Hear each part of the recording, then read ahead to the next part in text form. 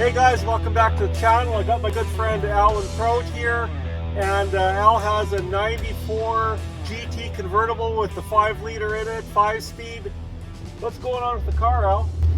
Well, Todd, it was really sluggish. Like if I was going to pass a car, it was like it had a worn out 4-cylinder motor in it. I took it in, had a tune-up, and plugged everything, and it was still the same. So I took it back, got the fuel filter changed, and still the same. So what do I do? So I was telling my friend Todd, and Todd said, let me look at it. So Todd looked at it. So I took the car for a spin, and honestly, you could hardly get over 3,500 RPM. In fact, it just would fall on its face. I have an F-150 that the catalytic converters were getting plugged on it, and this car was acting the same way. It just didn't want to rev. And I was actually at the point where I told Al to head over to the local muffler shop and have his catalytic converters taken out. But I said, you know what? I want to look at the car a little bit further, because there's something to do with these cars that very few people check. And I asked Al if the mass airflow sensor was ever checked. So there's about 223,000 kilometers on the car. And I think I asked you if you use a K&N air filter, an oiled air filter, and you just use just a standard, a standard replacement air filter. So what we'll do is we'll pop the air filter housing out. Let's check the mass airflow sensor. And if you have a K&N air filter, an oiled air filter, fine residue from the air filter to get onto the mass airflow sensor, and when it hits the sensor, then all of a sudden it's sticky and dust will stick to it. So we'll check this out, Al, and see if it's something that will make a difference. So let's say, for starters here, here's the wire harness for the mass airflow sensor. How long have you owned this car for, Al? About 10 years, I think, Todd. Okay. And Al's car appears to be 100% stock. There's really no modifications done to it. So what we got to do, I'll have to go get a flat screwdriver.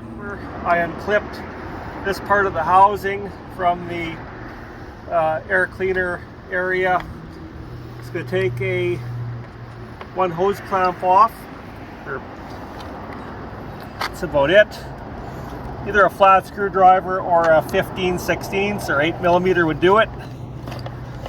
And then this whole housing comes apart. What else we got here? There's these little tabs all the way around on the housing. If they just unclip, it's actually pretty simple. So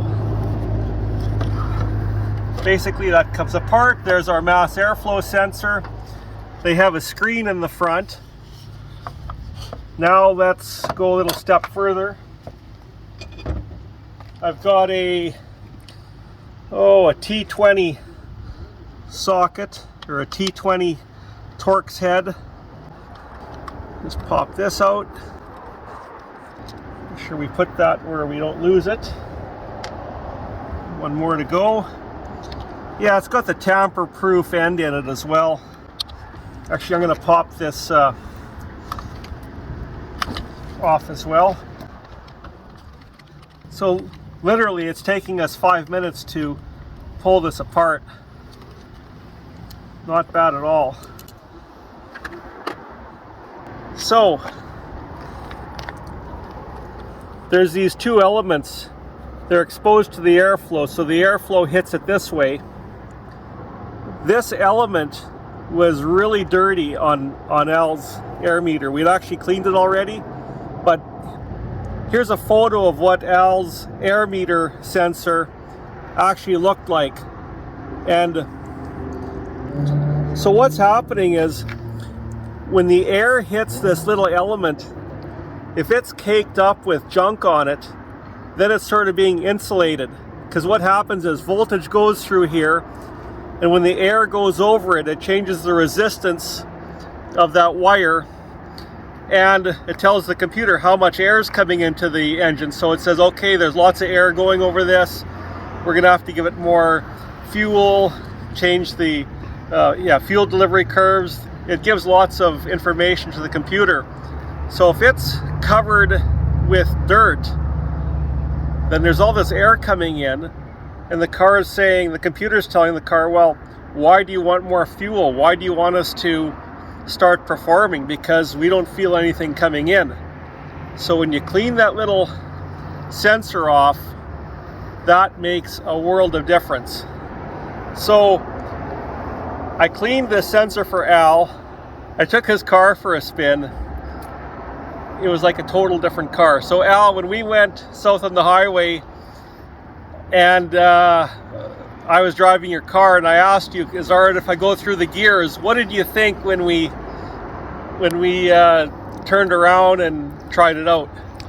Todd, I was in shock. I couldn't believe the difference. I thought it was a new car.